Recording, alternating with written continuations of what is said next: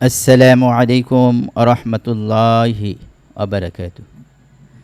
সম্মানিত ভাই বোনেরা, যাহারা পবিত্র কোরআন শরীফ অফলাইন বা অনলাইনের মাধ্যমে শেখার নিয়ত করিয়েছেন, সকলকে অভিনন্দন ও শুভেচ্ছা জানিয়ে আজকের সবক শুরু করতেছি।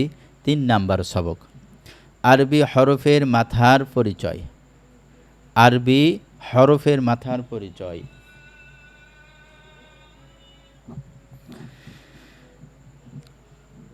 যেমন বার মাথা, তার মাথা, সার মাথা, জিমের মাথা, হার মাথা, খর মাথা, শিনের মাথা, সদের মাথা, হার মাথা, আইনের মাথা, গইনের মাথা, ফার মাথা, কফের মাথা, কাফের মাথা, নুনের মাথা, ইয়ার মাথা, লামের মাথা, দদের মাথা।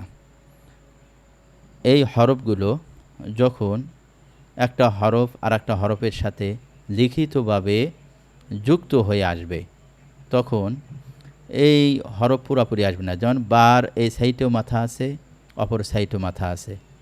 আর একটা হরফের সাথে যখন মিশে আসবে, তখন পরের মাথাটা থাকবে না, শুধু একটা মাথা দেখেই বুঝতে হবে নিচে একটা ফোটার কারণে এটা আমাকে বুঝে নিতে হবে এটা বা।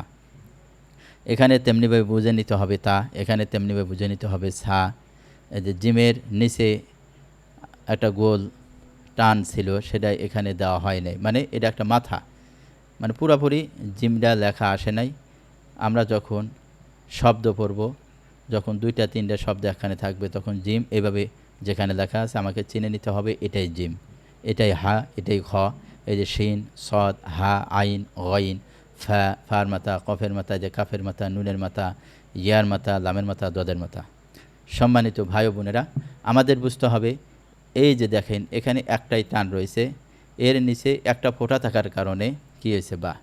এর উপরে যদি 2টা ফোঁটা থাকে তাহলে বুঝতে হবে সেটা তা, যদি 3টা ফোঁটা থাকে তাহলে সেটা বুঝতে হবে থা, যদি একটা ফোঁটা থাকে তাহলে বুঝতে হবে নুন, আর যদি নিচে 2টা ফোঁটা থাকে তাহলে বুঝতে হবে কি ইয়া। তেমনিভাবে এই যে হা দেখতেছি, হার যদি উপরে নিচে কোথাও ফোঁটা না থাকে তাহলে তো হা হয়ে যাবে, উপরে যদি ফোঁটা থাকে তাহলে কি হয়ে যাবে, খ হয়ে যাবে, নিচে যদি একটা ফোঁটা থাকে তাহলে কি হবে, জিম হয়ে যাবে।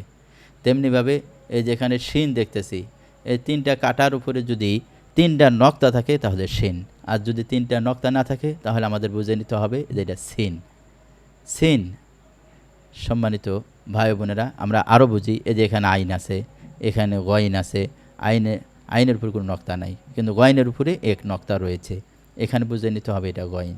ফার উপরে এক নক্তা রয়েছে, এই যে গোল চিহ্ন, গোলের উপরে এক নক্তা থাকলে ফা, আর গোলের উপরে যদি 2 নক্তা থাকে তাহলে সেটা হবে কি অফ। এই দেখেন এখানে অফ রয়েছে।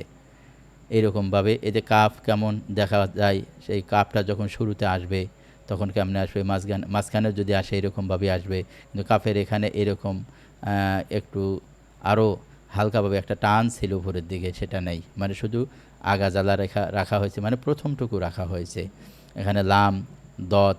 আল্লাহ তাআলা রব্বুল আলামিন আমাদেরকে আজকের এই আরবি হরফের মাথাগুলো চেনার এবং বোঝার তৌফিক দান করুক। আল্লাহুম্মা আমিন। যারা এই চ্যানেলটি সাবস্ক্রাইব করেন না, অতি তাড়াতাড়ি সাবস্ক্রাইব করে দিবেন। আল্লাহ তাআলা সকলকে কবুল করুক। ওয়া আখিরু দাওয়ানাহুম আলহামদুলিল্লাহি রাব্বিল আলামিন। আসসালামু আলাইকুম ওয়া রাহমাতুল্লাহি ওয়া বারাকাতুহু।